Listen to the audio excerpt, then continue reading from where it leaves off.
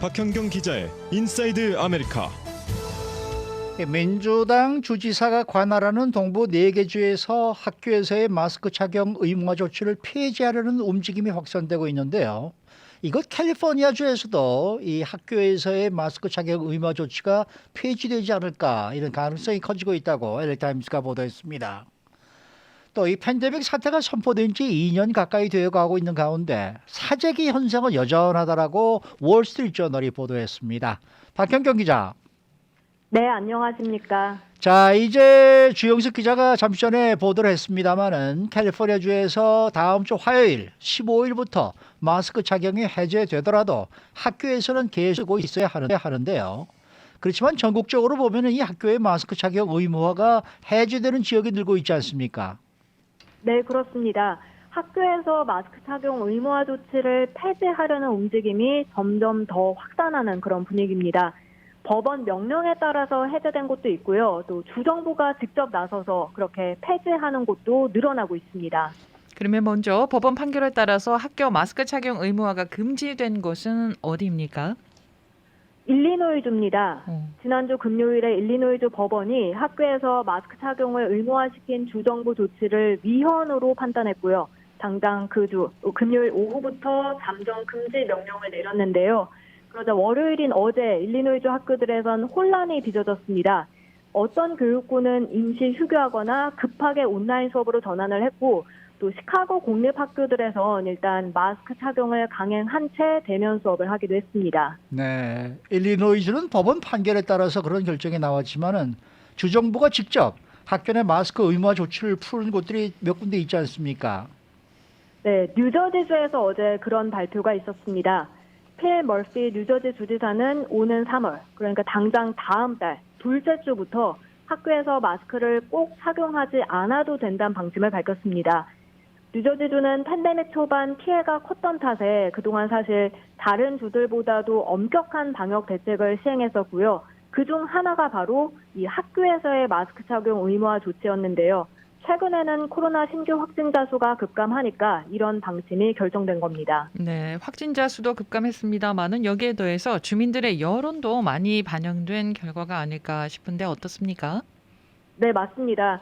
무엇보다 코로나19 사태가 장기화되면서 적응이 됐다고 볼 수도 있겠지만 아무리 적응됐다 하더라도 주민들의 피로감이 누적되는 건 피할 수 없지 않습니까? 그렇죠. 이런 부분이 이 방역 정책 수정 여론에 불을 붙였다는 평가입니다. 그리고 멀피 주지사도 최근 조 바이든 대통령 면담한 자리에서 그런 입장을 나타냈습니다. 많은 사람들이 정치적 견해와는 상관없이 이제 정상적인 삶으로 되돌아가고 싶어 한다. 이런 여론을 전했으니까요. 이 마스크 쓰고 힘들어하면서 다시 이전으로 되돌아가고 싶어하는 주민들의 마음을 반영한 걸로 보입니다. 또 여기에 더해서 하나 더, 이 한겨울이 지나갔다는 그런 계절적인 요인도 마스크 의무화 폐지를 학교에서 폐지하는 걸 결정하는 요인이 됐다라고 멀피 주지사는 설명했습니다. 근데 뉴저지뿐만 아니라 이 학교 내 마스크 착용 의무화를 폐지하겠다고 발표를 이미 했거나 또 발표할 예정인 다른 주들이 지금 속속 나오고 있단 말이에요. 네, 이 펜실베니아주. 지난달에 학교의 마스크 착용 의무화를 뉴저지주보다 앞서서 폐지하겠다고 발표를 했고요. 그리고 또 뉴욕, 커네티컷 주지사도 최근에 학교의 마스크 착용 의무화 정책을 유지할지 그 여부 검토하겠다는 입장 발표했습니다. 그리고 이번 주에 델라웨어주, 오레건주 역시 학교에서 마스크 착용을 완화하는 그 타임라인을 공개했습니다. 그렇게 미 동부의 중심 지자체로 꼽히는 5개 주, 또 캘리포니아주 바로 북쪽에 맞닿은 오레건주까지 모두 다 방역 정책 수정에 착수한 셈입니다. 네, 흥미로운 거는 정당별로 봤을 때요. 모두 민주당 소속의 주네요. 그게 또 의미가 있겠습니다. 네, 사실 방금 말씀드린 뉴저지, 펜실베니아, 뉴욕, 커네티컷, 델라웨어, 그리고 오레건까지 이들 6개 주 주지사가 다 민주당 소속입니다. 네. 아시다시피 공화당이 장악한 주들은 이미 완화된 방역 정책을 시행 중이었고 반면에 민주당이 장악한 주들에선 좀 더 엄격하게 방역 정책을 시행해 왔는데요. 예를 들면 텍사스주와 플로리다주는 공화당 소속 주지사들이 학교의 마스크 의무화 정책을 금지하는 명령을 내리기도 했고요. 그리고 현재 전국적으로 보면 학생들에 대한 마스크 의무화 정책을 시행하는 주는 11개인데 대부분 다 인구가 많고 민주당이 장악한 지역입니다. 그런데 이번에 이 민주당 주들에서 그렇게 가장 늦게 마스크 의무화가 폐지될 것으로 보인 장소 중 하나, 바로 학교에서 마스크를 해제하려는 그런 움직임을 보이면서 이제 일상으로 복귀하려는 그런 쪽으로 가고 있는 게 아니냐 하는 해석이 나옵니다. 그렇다면 캘리포니아 주의 주지사도 또 민주당 소속이니까 여기서도 좀 가능성이 점쳐지고 있지 않습니까? 네, LA 타임스는 캘리포니아주 학교들이 그 다음이 될지 그 가능성을 점쳤습니다. 물론 캘리포니아주 내 실내 공공장소에서 마스크 해제 발표에 학교는 제외됐고 LA도 예외입니다만 많은 교육구들에선 그런 다른 주들의 이 같은 움직임을 반기는 모습입니다. 팔로스버디스 페닌슐라 교육구의 알렉스 처니스 교육감은 많은 학생과 가정들의 기쁜 소식이다 이렇게 말했습니다. 마스크를 쓰고 싶어하는 학생들과 교직원들은 그냥 계속해서 쓰면 되는 것이니까 그 다음 단계로 변화가 괜찮아 보인다는 입장이었습니다. 그런가 하면 라스 버제네스 교육구의 댄 스탠 페니더스 교육감도 교내 마스크 규정을 검토하고 완화하는 데 강력하게 지지한다고 밝혔고요. 백신이 있고 최근 급증세가 급격하게 누그러지는 그런 상황에서 팬데믹에 대한 생각과 접근을 우리가 변화시킬 필요가 있다고 설명했습니다. 네. 물론 아직까지도 이게 너무 이런 거 아닌가 조심스러워하는 목소리도 당연히 있겠죠. 네, LA 교육이사회 제키 골든버그 이사는 너무 빠르게 변화하는 데는 좀 주저하는 입장을 나타냈습니다. 실내에서는 마스크를 계속 착용해야 하고 만약 학생들의 백신 접종률이 80%까지 된다면 그때 야외에서 마스크 착용을 풀면 되지 않을까 한다고 말했습니다. 마스크를 좋아하는 사람은 아무도 없지만 코로나19가 사라지진 않고 있고 또 교실 안에서는 접촉을 피할 수 있는 방법이 없으니까 마스크를 착용해야 한다고 생각한다고 밝혔습니다. 그리고 마스크를 해제해도 이제 야외에서 먼저 해제를 시킨 다음 그러고 나서 실내로 옮겨서 이렇게 좀 더 조심해야 한다는 입장 밝혔습니다. 네. 자, 다음 소식입니다. 팬데믹이 이제 2년이 돼가고 있는데 지금까지도 여전히 사재기 현상이 빚어지고 있다라는 그런 기사가 또 나왔어요. 네, 월스트리트저널은 곧 팬데믹 2년으로 접어드는 시기지만 쇼핑객들은 여전히 사재기를 한다고 보도했습니다. 기억하시겠습니다만 팬데믹 초기에 셧다운 일어나면서 생필품 사재기 현상이 상당히 심각했었죠. 그리고 전문가들은 백신 접종이 확산되고 다시 일상으로 돌아오면 가라앉을 것으로 예상했는데요. 그렇지만 지금도 이 대량 구매 추세가 지속되고 있다는 게 월스트리트저널의 어제 보도 내용이었습니다. 그러면은 신문이 관련 사례를 소개했는데 어떤 내용인지 좀 전해 주실까요? 네, 디트로이트에 거주하는 올해 32살 젠은 코로나19 사태 초기에 가족이 집에서 식사하는 시간이 늘어나니까 그 창고형 매장이죠. 샘스클럽에서 생필품을 대량 비축하기 시작했다고 합니다. 그리고 지금까지도 품귀 현상과 물가 급등을 우려해서 대량으로 구매하고 있는데요. 판매하는 게 뭐든 있다면 이 비축하겠다고 그런 입장을 나타냈습니다. 그런가 하면 자녀 5명을 둔 알렉시스도 다시는 물건을 구할 수 없는 그런 위치에 있고 싶지 않다면서 현재 가족이 팬데믹 이전과 비교해서 일주일에 한 25% 정도 더 많은 식료품들 또 필수품을 사고 있다고 전했습니다. 그리고 일부 필수품 같은 경우에 2배 이상 구매하고 있고요. 실제로 코스코와 BJ's 또 샘스클럽 같은 대표적인 창고형 할인 매장들의 지난해 4분기 매출을 살펴보면 26% 이상 급증했습니다. 이건 2019년 같은 분기와 비교해서 식료품점, 저가 제품 매장, 또 드럭스토어 같은 데를 뛰어넘는 그런 성장세였습니다. 근데 아직까지도 이렇게 대량 구매가 계속되는 이유는 뭘까요? 더 많은 사람들이 지금 재택근무 등으로 집에서 보내는 시간이 늘어났고요. 또 그러면서 일부는 이제 도심에 살다 외곽으로 아예 이사를 했죠. 여기에다가 장 보러 갔을 때 물건이 없는 경우를 우려하게 되고요. 이에 더해서 물가 상승도 심각하니까 나중에 사면 좀 더 비싸게 살 것을 걱정하게 되면서 보다 많은 소비자들이 지금 대량으로 구입하는 걸 선호한다는 분석입니다. 이런 가운데 이건 앞으로도 계속 이어질 것이라는 전망이 나왔습니다. 시장 조사업체인 IRI 소속 한 전문가는 코로나19가 완전히 사라지더라도 사람들이 재택근무에 익숙해졌고 또 하이브리드 근무가 계속되기 때문에 가정 내 소비는 늘어나면서 이런 대량 구매 계속 이어질 것으로 예상했습니다. 그런가 하면 시카고 대학교의 보스 경영대학원 교수는 불확실한 시기에 여분의 공급을 축적하는 건 인간의 본능이다 이렇게 설명을 했는데요. 이렇게 대량으로 구매하는 소비가 또 다른 소비로 이어지고 있는 것으로 나타났습니다. 이렇게 냉동식품 구매가 특히 더 늘어나고 또 그런 식품들을 보관하기 위해서 냉장고를 하나 더 장만하는 겁니다. 그래서 월스트리트저널은 지금 제2의 냉장고를 구매하는 소비자들도 늘어나고 있다고 전했습니다. 아, 저는 그 팬데믹 이후에요. 그 화장지 이제 토일렛 페퍼가 예전에는 뭐 한두 개 남으면 새로 사고 뭐 이랬었거든요. 요즘은 12개들이 팩이 항상 여유분으로 비축이 돼 있습니다. 근데 그게 엑스트라 분을 많이 준비를 하게 되니까는 스페이스가 많이 필요해서 그렇죠. 말이죠. 네네. 그거 맞습니다. 보통 일이 아니더라고요. 화장지 하나만 한 가지만. 네. 그리고 이 전 냉동푸드 말이죠. 어느 정도 시간이 또 있는 거 아닙니까? 그럼요. 그 언제까지 무슨 뭐 1년 뒤에 2년 뒤에 먹을 수는 없는 거 아니에요. 그렇죠. 그렇죠. 그러니까 이게 글쎄 과연 옳은 선택인지는 잘 모르겠습니다만. 그리고 우리 한국 사람들은 냉동식품을 거의 안 먹잖아요. 그렇죠, 그때그때 그렇죠. 사서 먹는 건데 네, 좀 음. 차이가 있습니다만은 아무튼 그렇습니다. 뭐 한꺼번에 사고 또 요즘 자꾸 물가가 올라가니까 올라가기 전에 미리 사놓겠다. 그래봐야 이자 생각해 보면 또 마찬가지입니다. 건강도 생각하셔야 되고요. 수고 많으셨습니다, 박경경 기자. 네, 고맙습니다. 네, 네.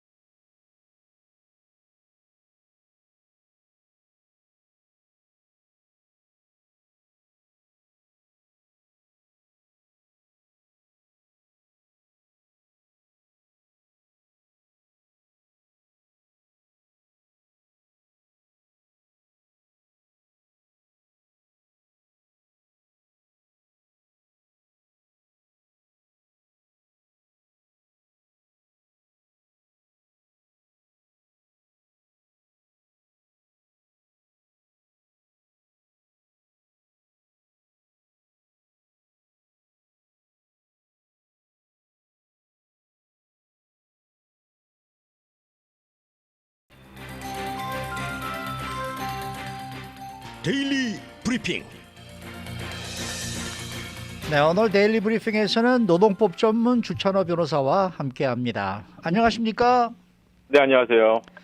이 코로나19 팬데믹이 시작이 될 때 개인 상해 소송이 상당히 많을 것으로 예상을 했었습니다. 2년이 지금 볼 때 예상대로 이 코로나19와 관련된 개인 상해나 부당 사망 소송 좀 많습니까? 네, 생각보다 많지 않았습니다. 코비드-19 대유행이 방대하고 다양한 소송을 예상했는데요. 네. 처음에 예측된 만큼 개인 상해 및 부당 사망 소송의 파도를 보지는 못했습니다. 팬데믹이 2년이 되는 시점에 접어들면서 이러한 소송이 예상되었던 수천 건 대신 수백 건에 불과했고요. 이 중 대부분은 2020년 3월과 4월에 발병된 요양원과 크루즈 라인에 대한 소송이었습니다. 이 소송들은 주로 그들이 속한 종업원 상해 또는 산재 보상 시스템으로 해결이 되었습니다. 또한 직원이 직장에서 노출되어서 집의 가족에까지 감염시키는 코로나 노출 청구와 고객 또는 건물 방문자의 소송이 접수되었지만 사실 지금까지 법원에서는 각기 다른 판결을 내림으로써 코로나 관계 소송이 혼합 성공을 거두었다고 볼 수 있겠습니다. 다시 말하자면 코로나 관련 민사 소송들이 예상보다 승소하기 힘들다라는 통계가 되겠습니다. 그 이유는 직원 산재 또는 상해보험 때문인데요. 이 법은 업무 중 직장 내에서 부상을 당하거나 질병에 감염됐을 때 민사소송이 아닌 종업원 산재 보상 청구권으로 반드시 처리해야 하는 캘리포니아주의 근로자 보상 제도 때문이라고 말씀드릴 수 있겠습니다. 2020년 3월 이후 직원 가족이 코로나 관련과 산재 보상 청구를 10만 건 이상 제기한 것으로 추산이 되고요. 대부분의 관할 구역에서 산재 보상은 작업장 상해 또는 직업 질병에 대한 직원의 유일한 부재 수단이었습니다. 결과적으로 부상당한 직원은 일반적으로 개인 상해 또는 부당한 사망에 대한 불법 행위로 고용주를 민사로 고소할 수는 없습니다. 이 직원이 기업을 상대로 제기한 코비드-19 노출 클레임 역시 지금까지 거의 성공을 거두지 못했고요. 2021년 팬데믹이 시작될 때보다 훨씬 적은 빈도로 제출되고 있습니다. 직원의 가족 구성원은 직장에서 집으로 가져왔다고 하는 코비드-19 노출 청구에 대해 보상을 받으려고 시도는 했습니다마는 지금까지 이러한 접수된 청구가 20건 미만이고요. 많은 법원이 고용주와 가족 구성원 사이에 보살핌의 의무가 특별한 관계가 전혀 없다면서 이러한 사건 중에 일부를 기각시켰습니다. 이러한 상황에서 고용주를 위한 최상의 소송 방지 전략은 캘리포니아주의 지침을 준수하고 저희들이 시행하기가 점점 어려워지는 경우에도 반드시 지침을 준수하는 것이 되겠습니다. 변화하는 이러한 공중보건 지침에 필요한 프로토콜을 고용주는 조정을 해야 되겠고요. 코비드-19에 대한 노출로부터 직원과 고객을 보호하기 위한 합리적인 안전 조치가 계속 취해져야 되겠습니다. 네. 그리고 보면은 그 비즈니스를 운영하시는 분들이 프로토콜을 잘 지켰다, 방역을 잘 했다, 뭐 이렇게 이해도 될까요? 네, 그렇게 방역이 잘 되고 프로토콜을 잘 지키게 된다면 네. 코로나에 대한 어떤 소송을 방어할 수 있는 확률이 굉장히 높아지겠습니다. 네. 자, 캘리포니아 법원이요. 직원이 아닌 제3자가 코로나 양성 확진자 직원에게 감염이 됐을 경우에 회사를 상대로 손해배상 청구 민사소송이 가능하다는 판결을 내렸다고 합니다. 그래서 고용주들이 또 긴장을 하고 있다고 하는데 이 내용은 어떤 내용입니까?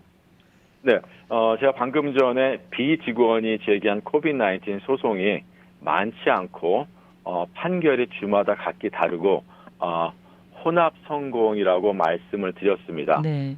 지금 이 케이스는 예외가 되겠습니다. 다시 말해서 비직원의 소송이 가능하다는 케이스가 되겠는데요. 네네. 팬데믹 기간 동안 제기된 일반적인 질문은 고용주가 직장에서 발생한 코비드-19 감염에 대해서 책임을 질 수 있는지 여부가 되겠습니다. 코비드-19 걸린 직원의 경우 질병에 대해 직원이 회복할 수 있는 능력은 산재보상, 종업원 상해보험을 통해서 제공되는 혜택으로 제한된다는 말씀도 드렸습니다. 네. 하지만 캘리포니아 항소법원은 아픈 직원이 가족이나 다른 사람을 감염시켜서 사망케 된 부당 사망 소송을 계속 진행하도록 최근에 허용을 했습니다. 발렌타인데이 때 저희들이 많이 선물하는 시즈 캔디스의 직원이 되겠는데요. 원고 직원은 직장에서 코비드-19에 감염이 됐고 나중에 남편에게 전염이 돼서 남편이 사망을 한 케이스가 되겠습니다. 예. 회사가 직장에서 적절한 조치, 안전 프로토콜을 이행하지 않았다고 주장을 했고요. 시즈 캔디스는 근로자 보상법, 즉 종업원 상해 보상 케이스지 민사소송감이 아니라고 소송 기각을 1심 법원에 요청했습니다. 1심 법원은 소송 기각하기를 거부했고요. 시즈 캔디스는 항소를 했습니다. 항소 법원은 마찬가지로 1심 법원의 결정을 확정을 했고요. 법원은 종업원 상해보험 또는 산재 보상으로 손해배상을 제한시키는 것은 오로지 직원과 고용주 사이에만 있고 제3자에게는 없다고 얘기를 했고요. 아하, 네. 직원이 아닌 제3자가 입은 부상에는 적용이 되지 않는다는 그런 판결이 되겠습니다. 그러면 이 판례로 인해서 고용주가 대비하는 상황은 뭐가 있을까요? 네, 일단 결과적으로 고용주는 말씀드린 것처럼 코비드-19을 둘러싼 변화하는 요구사항을 계속 추적하고 적절한 정책을 유지해야 되겠습니다. 이 케이스의 판례가 좀 문제가 되고 있는 상황인데요. 중요한 질문은 이 항소법원의 판결이 이 코비드-19 감염의 끝없는 연쇄로 인해서 캘리포니아 및 기타 지역의 고용주에게 광범위한 손해배상의 책임의 문을 열어주는지의 여부가 되겠습니다. 극단적으로 보자면 법원의 판결이 직장에서 멀리 떨어진 사람이 고용주를 고소할 수 있도록 허용할 것이 되겠는데요. 예를 들자면 직원이 바이러스를 가족 구성원에게 전달을 하고 가족 구성원은 이를 친구에게 또 전달을 하고 이 친구는 또 다른 친구에게 전달하는 식으로 진행이 될 수 있다는 것이 되겠습니다. 네. 직원이 직장에서 감염되고 직원의 가족에게 전염시킬 경우 손해배상 청구가 민사적으로도 가능하다는 그러한 결론이 되겠는데요. 다만 소송이 가능하다고 해서 모든 소송에게 손해배상이 주어지는 것은 아닙니다. 네네. 그래서 이 케이스를 저희가 조금 더 지켜보고 어떠한 판결이 또다시 나올지 좀 관심을 두고 봐야 되겠습니다. 그럼 이 판결이 지금 최종적으로 완전히 끝난 거는 아닌 거지요? 뭐 항소도 가고 뭐 이러지 않겠습니까? 네, 일단은 기각 요청이 거부됐기 때문에 예. 재판으로 계속 진행이 될 것 같고요. 재판으로 진행이 된 후에 어떠한 판결이 나올지 좀 지켜봐야 되겠습니다. 그러면 회사 쪽에서는 프로토콜을 완전히 잘 지켰는데 직원이 뭐 회사에만 있는 건 아니잖아요. 자기 개인 활동도 있을 텐데 그 개인 활동으로 감염이 됐다. 뭐 이럴 수도 있지 않겠습니까? 네, 개인 활동으로 감염이 됐는데 이 케이스에서는 회사에서 감염이 된 게 확실시 되었고요. 네. 그다음에 이제 중요한 거는 회사에서 감염이 되었기 때문에 종업원 상해보험을 청구를 하라고 얘기를 했는데 남편이 사망을 했기 때문에 남편은 직원이 아니기에 종업원 상해보험 혜택이 적용이 안 되고 민사소송을 해야 된다는 그러한 판례가 되겠습니다. 네. 자, 다음 소식은요. 고용 장벽에 있는 개인이 일할 수 있는 기회를 찾도록 지원하는 프로그램과 또 보조금을 제공하는 AB 628이라는 게 있다고 합니다. 이 AB 628이 뭐고요? 또 어떤 사람이 보조금을 받을 자격이 있는지 궁금합니다. 네, AB 628은 고용 장벽에 있는 개인이 일할 수 있는 기회를 찾도록 지원하는 프로그램과 서비스를 제공을 합니다. 예. 고용 촉진과 더불어 보조금 선택, 그랜트 아니면 여러 가지 자금 지원 활동을 집행하게 되는데요. AB 628은 적격 인구 목록을 확장을 했습니다. 그래서 AB 628의 혜택을 받을 수 있는 사람들이 일단은 폭력에 의해서 영향을 받는 도시에 거주하거나 폭력 예방 또는 완화 프로그램에 등록된 사람, 팬데믹 기간 동안 실업이나 일자리 중단으로 인해 불균형적인 영향을 받은 사람들, 또 한 가지는 자폐증 진단을 받은 사람들, 그리고 영어가 모국어가 아닌 사람들, 투옥이 됐거나 석방된 사람들, 가정폭력 또는 지역사회 폭력 피해자 등등이 되겠는데요. 네. 보고서에 따르면 임금 격차와 고용 격차가 이 지금 말씀드린 인구들에게는 점점 더 격차가 커지는 상황에 직면해 있다고 보고가 되고 있습니다. 양질의 일자리는 생활 임금을 제공하고 안정적이며 예측 가능한 급여 등 안전하고 품위 있는 직장을 보장한다는 논리가 AB 628의 목적이 되겠습니다. AB 628에 관련된 프로그램과 서포트에 대해서 저희 한인 커뮤니티들이 좀 지속적인 관심을 가지고 지켜봐야 되겠고요. 특히 여기에 적용되는 개인들은 좀 더 관심을 두고 혜택을 받을 수 있는지 알아보셔야 되겠습니다. 그러면은 어떤 사람들이 이 혜택을 받게 되는지 이해가 잘 안 되는데요. 뭐 불균형이라든지 투옥의 경험이 있다든지 가정폭력의 피해자들이라든지 이런 분들은 고용에 굉장히 좀 그 불공정한 부분이 있는 건가요, 실제로? 네, 실제로 예를 들어서 투옥이 됐거나 하면 범법자들이 어떠한 일자리를 구하는 게 사실 쉽지는 않고요. 그리고 예를 들어서 자폐증이 있다거나 아니면 네. 영어가 모국어 아닌 사람들은 사실 어떠한 네이티브 랭귀지를 스피크하는 사람들보다는 잡자리 구하기가 좀 어려운 게 사실입니다. 네. 그래서 이러한 분들을 위해서 보조금을 주고 그다음에 여러 프로그램을 집행을 해서 양질의 일자리를 제공을 하겠다는 게 이제 AB 628의 목적이 되겠습니다. 그러니까 영어가 익숙치 않고 외국어를 사용하는 사람들한테도 이게 해당이 됩니까? 물론입니다. 영어가 모국어 아닌 사람도 이제 어떠한 고용 장벽이 있다고 볼 수가 있겠고요.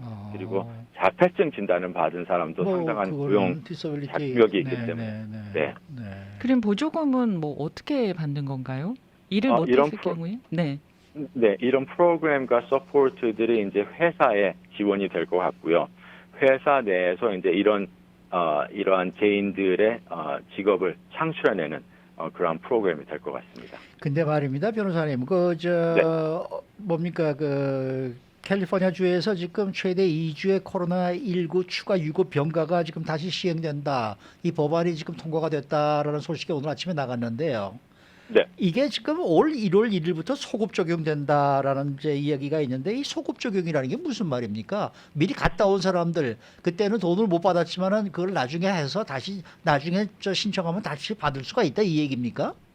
네, 맞습니다. 2022년 2월에 이 유급 병가가 사인이 되고 발효가 될지라도 미리 1월 1일부터 다시 적용이 된다는 것은 1월 1일부터 법이 발효되기 전에 어떠한 유급 병가를 갔다 온 분들 그리고 페이를 받지 못한 분들까지 다 포함을 시켜서 소급 적용을 한다는 말이 되겠습니다. 네, 그러면은 지난해 9월 30일로 이 법이 끝났잖아요. 그러다가 이제 1월 1일부터 다시 발효가 되는 셈인데 그러면은 지난해 9월 30일부터 12월 31일 사이에 혹시 병가를 다녀온 사람들은 해당이 되는 건가요? 안 되는 건가요? 작년 9월까지는 소급 적용이 안 되기 때문에 네. 사실 9월부터 12월까지 한 3달 정도의 갭은 있습니다만은 지금 발효되는 법은 소급 적용이 1월 1일까지만 되겠습니다. 알겠습니다. 수고 많으셨습니다. 감사합니다. 네, 감사합니다. 지금까지 노동법 전문 주찬호 변호사와 함께했습니다.